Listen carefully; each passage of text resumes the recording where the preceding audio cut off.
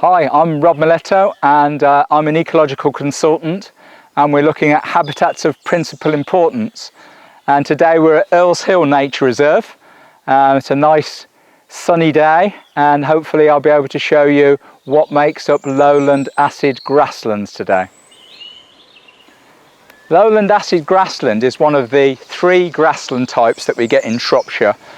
By its very name, it is acid in nature. The soils are slightly acidic and they do tend to grow on slopes, as you can see here, where the soils are thinner.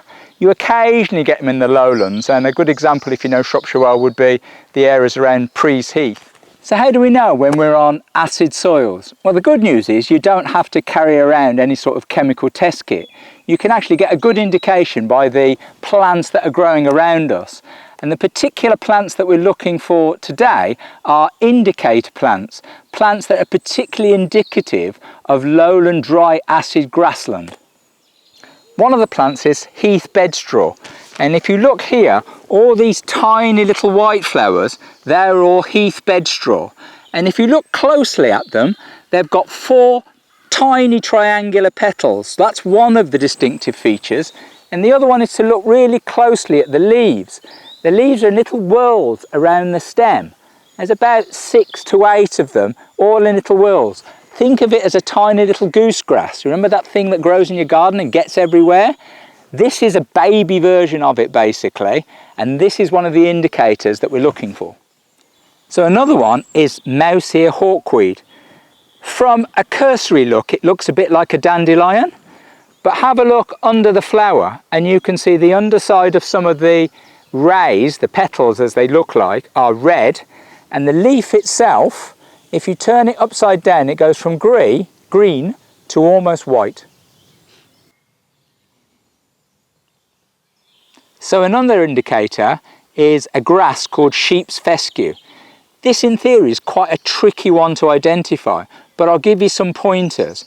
And if you look at this little square of turf here, you should be able to see that a lot of the grass leaves in here are really fine and needle-like. This is typical of fescues, and the flower is this one.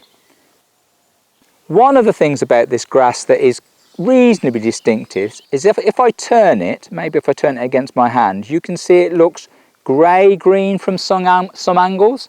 That's quite a good indicator. Another indicator is quite a tiny plant called sheep sorrel.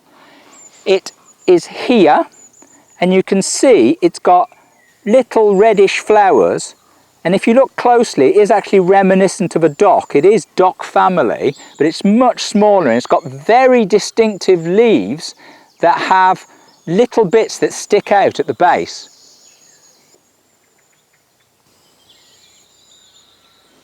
So another indicator is this little tiny yellow flower called Tormentil. Tormentil has got 4 yellow petals, each one slightly notched, and the leaves are split into either 3s or 5s. It's low growing, like many of the plants on lowland dry acid grassland, and you can see it's growing with another indicator here that we saw, Heath bedstraw.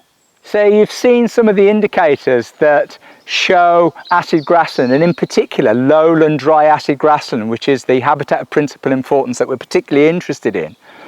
Here on this nature reserve there's very little bracken, but don't be surprised if you also find stands of it under light coverings of bracken. Nothing too dense, but do have a look under bracken stands and see if you can find any indicators that we've seen today.